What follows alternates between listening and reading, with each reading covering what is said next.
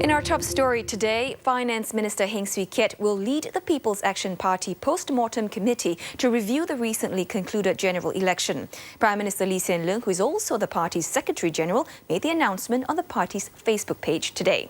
Now, Mr. Lee also revealed a new lineup for the PAP HQ Executive Committee. It comprises 32 members, with Minister in the Prime Minister's office, Mr. Chan Chun Sing, being the new chairman, and Mr. Heng, the alternate chairman. The PAP Central Executive Committee has held its first meeting since the polls on September 11th. And Mr. Lee said the first order of business was to set up a post-mortem committee to review the general election. Led by Finance Minister Heng Swee Keat, the committee will analyse what happened and draw lessons for the next campaign. Following the 2011 general election, Transport Minister Khaw Boon Wan was tasked with the same role. Back then, the PAP garnered 60.1% of votes, its lowest vote share since independence in 1965. Some issues brought up then included the perception that the party was disconnected with the people and the need for better coordination in campaign processes. In GE2015, the PAP raked in nearly 70% of valid votes cast.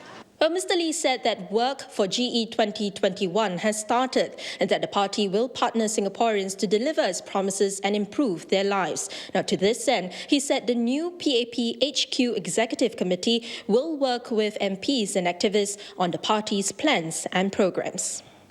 The HQ Executive Committee differs from the party's Central Executive Committee, which is the highest decision-making body and oversees all matters relating to the party. The HQ Executive Committee, on the other hand, oversees the execution of the party operations according to the CEC's directions. This time, the HQ Executive Committee has 32 members, 7 more than the previous committee.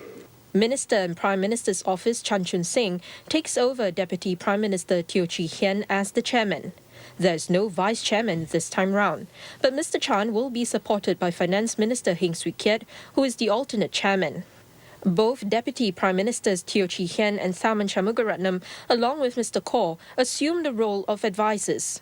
New EXCO members include new MPs Amrin Amin, Chee Hong Tat, Ong Yi Kang and Ng Chee Meng. Prime Minister Lee said the new members were brought in to renew and strengthen the team.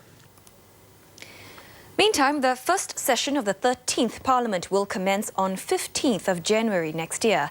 Leader of the House, Grace Fu, made the announcement today. The session will begin with the election of the Speaker and the swearing-in of the members of Parliament. The President will then deliver his opening address later in the evening. He will lay out the priorities, policies and programs of the government over the next 5 years. The debate on the President's address will then take place from 25th to 29th of January.